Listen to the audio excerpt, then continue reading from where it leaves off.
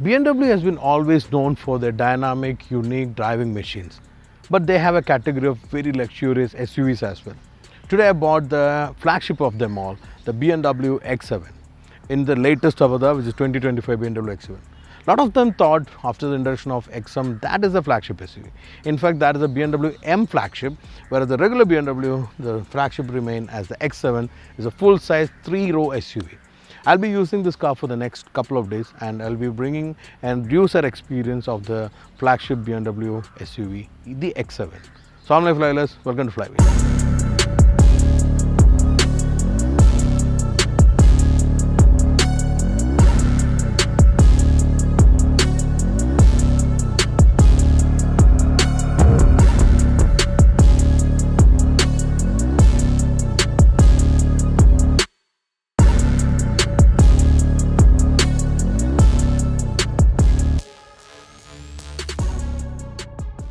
BMW X7 falls in a full-size 3-row 7-seater SUV category, which is in the luxury segment. And there are players from Japan, Korea, Germany, Sweden, Britain, then up to America. So all these players falls either in the same price category or size category. Anyway, it's a BC segment. Especially in an open market like Middle East, you can see a lot of them in this segment. And the arch rival for BMW X7 in these markets are mainly Mercedes GLS, Range Rovers and Land Cruisers. In fact, price-wise, it can compete with some of the Americans as well, but the size-wise, it is slightly smaller. BMW X7 is 2 generations smaller than the GLS, which is the arch rival. But with this generation itself, with the facelift, they came with a lot of changes, which make it more upmarket. And some of the market, it is more premium than the arch rivals. Let's check it out in detail and let's see how this changes in the designs attracting the customers.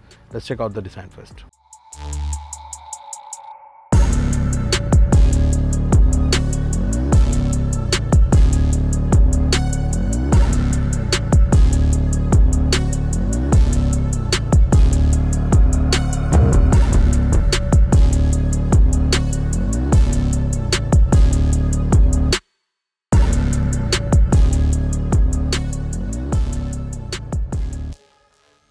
Design is something which makes the first impression for any cars, and design is influenced by the market.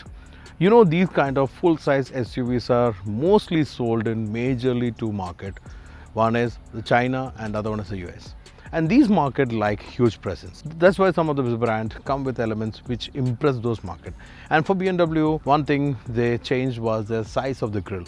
They made the grille big, which we've seen in the new 7 Series and X7 and various other models. And I felt both these models, the 7 Series and the X7, matches very well with this big grille, because I felt this is something create the presence. And this has been successful because with this huge grille, it has made a difference from the other siblings like the X5 and the X3. In this grille, there's flap which is opening, and this brushed aluminum feel is something can be made into black with M kit, and this car has got the M kit, but with the black color it's not evident much. Other change which made with the facelift was the difference in light. Earlier it was a single unit, now it's a split light, and there's 2 parts of the light. One is the DRL which is over here, and second is this main light unit, which is gelling very well here. There is a mustache kind of a design, which is a black color, but it's not evident with this color. And all these elements and the bumper design is the M type, which give a lot of solid feel and masculine feel. The creases on the hood also add on to the presence of the car. So for me personally, I love this design. I think this is a great move. What you felt, what is your feeling? Just let me know, comment. The X7 is around 5.2 meter long, and a lot of these competitions here are either this size or lesser. Even the Range Rover on standard wheelbase is actually much shorter than the X7.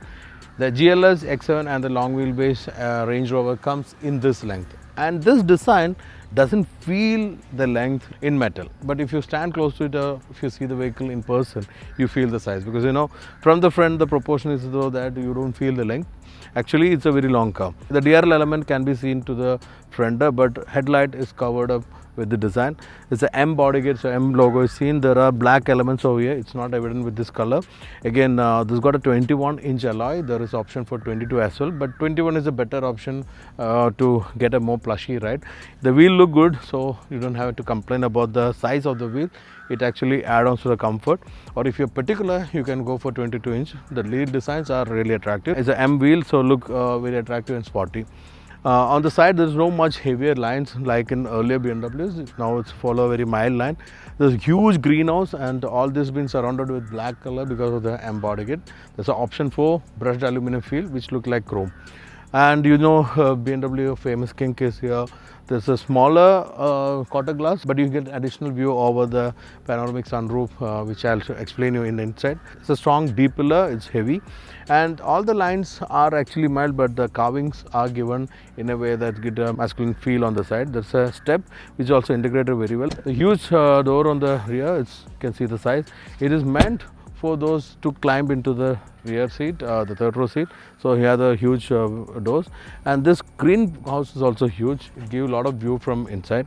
All this put together, you get a proper SUV feel, but in person you see the size, but otherwise you feel it's a compact SUV. BMW's rear design for SUVs look very familiar, and it's all very similar. You can see the L taillight design, which is split into the boot space, and overall design look very similar to the X5 and the other X model, which is a family identity.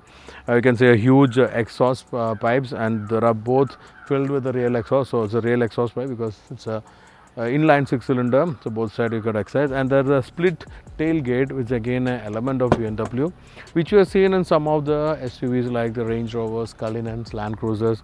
And this can be split open in two ways. You can split open the first portion and second portion.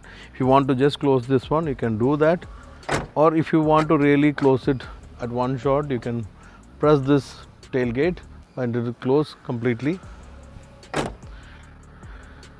Again, I'm opening it as to show you some more features, which is like there's a tray over here which got external branding. It can be removed easily, and both these third row seats are unfolded now, and there is enough space for your luggages. But if you want more space, you can fold it with touch of a button.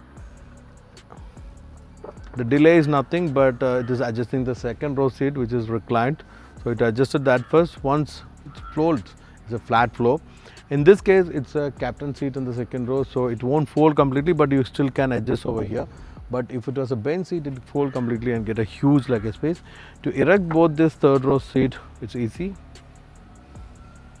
and very convenient. Even after erecting it, there is little more space over here. If you want to keep the tray over here, you can keep it. Otherwise, you can keep it over here. Although it's a very practical boot area.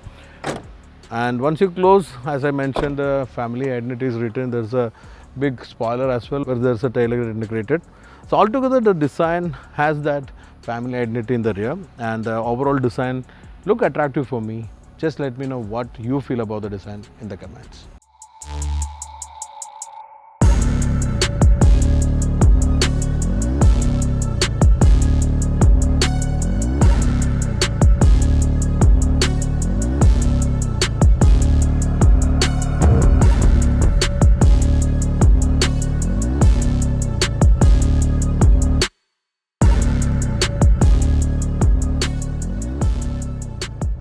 So we entered day 2, and I'm here in another city. We've taken a trip in the morning. We cover around 200 kilometers, which I'll explain you later. So now we see the interior. It's the top end variant from BMW in SUV stable. As I mentioned, X7 is in the M category. Otherwise, this is the flagship. But the car which you're driving today doesn't have all the loading. So you may find some of the features missing, like a very crucial feature. I felt like the seat massage is missing, but we have the cooling and heating options.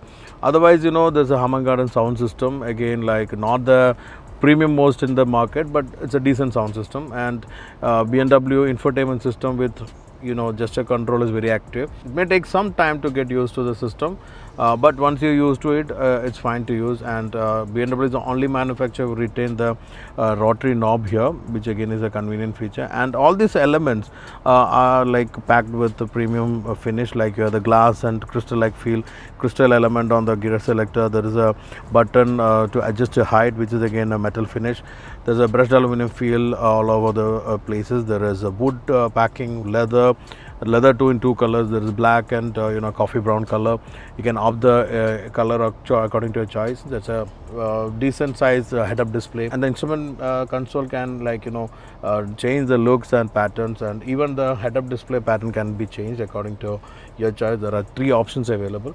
A typical BMW steering wheel with multifunction. Again, BMW always plays a different role with their features and switches, buttons, arrangements. They normally call the sunroof as moonroof. Likewise, the controls are also different. Even in BMW earlier, it was more convenient control functions were there. Now I don't find it's that convenient. You need to get used to, especially when you are driving some other brands back to back. This air vent in the insertion is very neatly done. It is hided up very well. There's 2 air vents on both sides. Again, the airflows are good. There are few buttons which is not adequate, because there's only for the voice control and selection of the channels.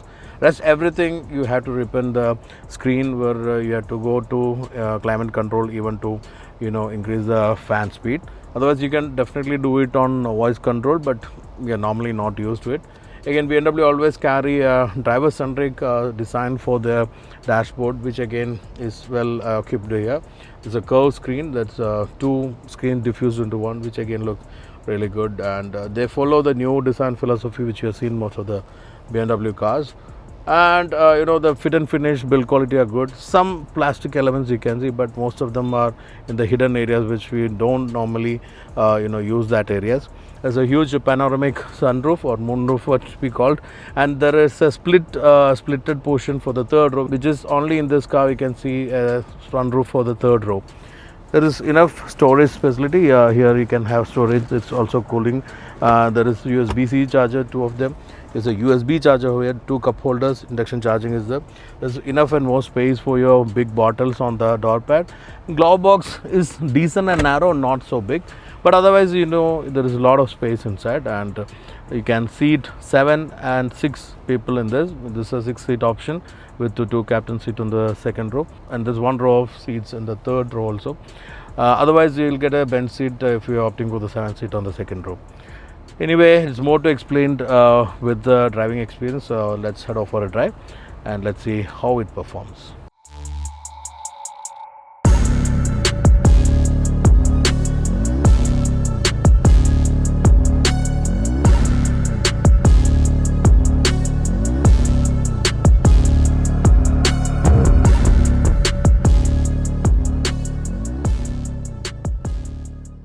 There are 2 seat configuration available in the new X7, which is 7-seat and 6-seat. 7-seat come with a bench seat in the 2nd row, whereas the car which you're driving today is a 6-seater with 2 captain seat. And 3rd row seat is actually meant for 2 kids, or maybe a grown-up guys if you're doing a shorter commute. Our 2nd row captain seat is quite exclusive. It is very supportive. It's very luxurious. The most interesting thing is this pillow, which is a very soft pillow, which is good to take a good nap. And if you want to do that, you can also recline the seat maybe around 28 to 30 degrees, so which is good. There is adjustable handrest, which you can adjust to your convenience. There's a handrest position over here on the door pad, and there is enough support for thighs, and there is a lot of room even for your foot. But it's not like the chauffeur package which I've seen even in the 7 Series. But as consider this will be a car which will also be driven, this is fine. There is a lot of roominess, and the view outside is also great. And if you want to cut down the view from outside the world, you can fold this blind, which really give you a privacy. But for the light, I'm keeping it open. There's no screen in the quarter glass for the 3rd row.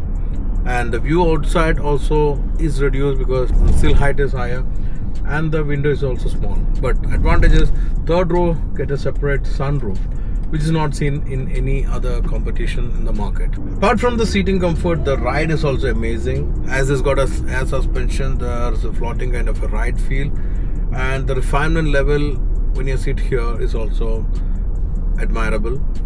There's no much noise coming out from outside, and if you want to get entertain yourself, there's an option to fix an entertainment screen, and there's a USB-C charger there. There's two of them here, two in the rear, and there is cup holder for both the passengers in the rear as well as for here. You can also control the climate. You can adjust your temperature and blower speed for both these rows, and there is enough air vent to make you feel more comfortable. All this put together, it's a very luxurious second and third row. And the third row, as I mentioned, if you want to take some adults for a shorter commute, it's really good. And if you want to take a long drive with your family, kids will have a very comfortable space. But for the adults, it will be a bit cramped. But again, it's all up to you. The size and frame of your body really matters in this respect. As an enthusiast, I will always prefer to be there on that seat. So let's check out the experience from the driver's seat. As you expect from any BMWs, the X7 is also concentrating on the driving dynamics element, which is the core DNA of BMW. So they have two beautiful powertrains. One is a diesel, one is a petrol. There are more options available, but in this market we have only two options. Both are 3-liter inline 6-cylinder powertrains. The petrol comes with an output of 375 HP and 520 Nm of torque, whereas the diesel is a bit low on the power, which is 335 HP, but very high on torque. It's 700 Nm of torque. Both the powertrain comes with the same gearbox. It's 8-speed, and it's been supported by the BMW 4-wheel drive system, which is called X-Drive.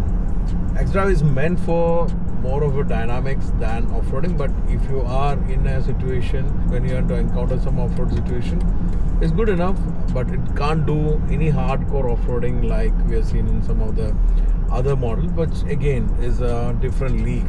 BMW never had been in the league of pure off-roading because they were making cars more than SUVs. But again, when you check the entire market situation, in this segment of SUVs, very less people take their vehicle off-roading, and it's so low as 2%, and those customers anyway won't be getting into any of these kind of vehicles. But this extra system is great in their dynamics. That's what really meant with this system, and even with this size, it can encounter some hard corners and turns very easily, effortlessly, and the suspension also plays a big role in that.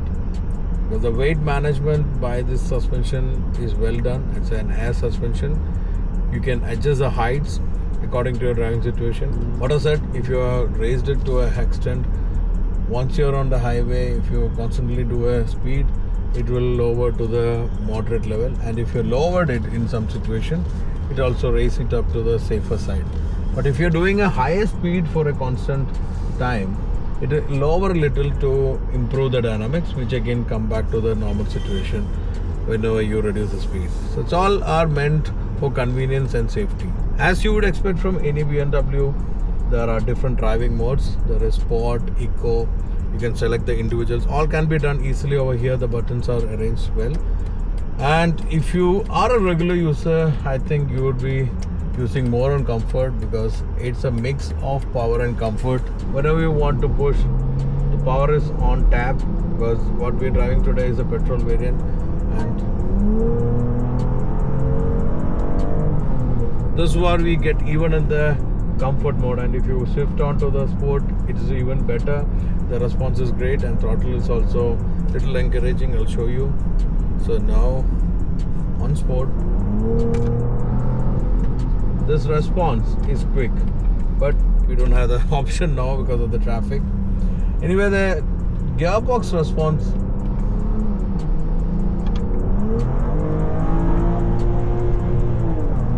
is a bit annoying, because in sport mode it holds up to some gear and some RPM. It doesn't go higher, considering it's a petrol. It could be there in the diesel, but petrol, it is not a normal thing.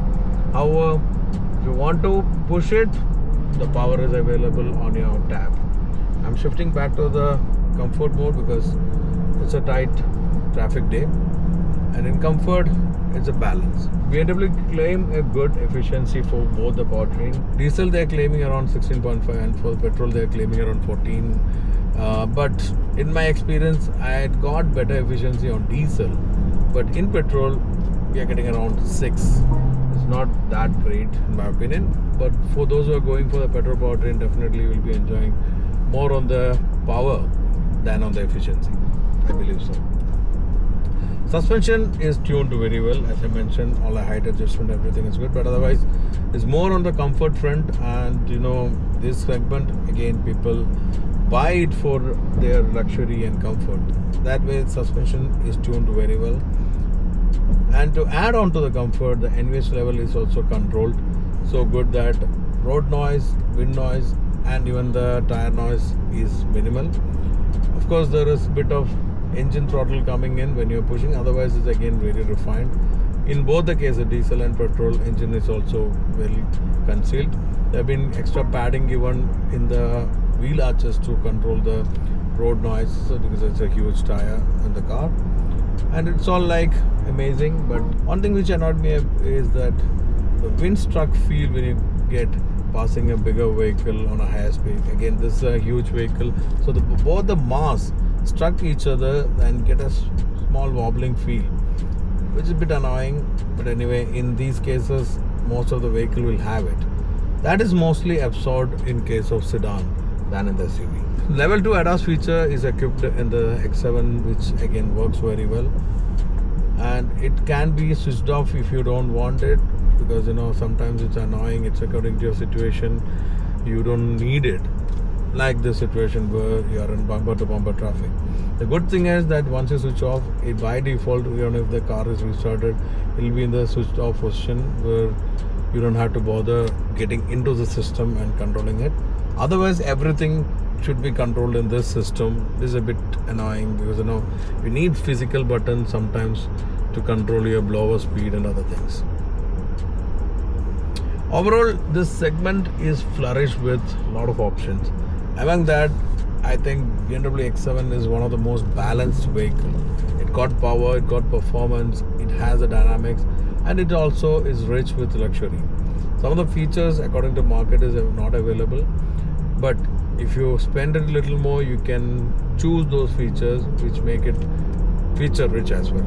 Some things are subjective, especially the looks, because there are different kind of SUVs around. Not everything look the same.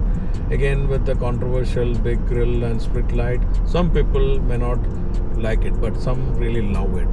I don't know which category you are. However, you just let me know what will be your choice when you are in this kind of a market, and how do you find the BMW X7 from this review, and what are the feedbacks which we need to check and improve. Just let us know in the comment. Also, please do like and share the video. If you are yet to subscribe to our channel, please do that, and click that bell button so that you'll get all the updates whenever you upload the videos, and you can watch it as soon as it's there on the net. Until we meet next with another exciting machine, stay tuned and safe wheeling.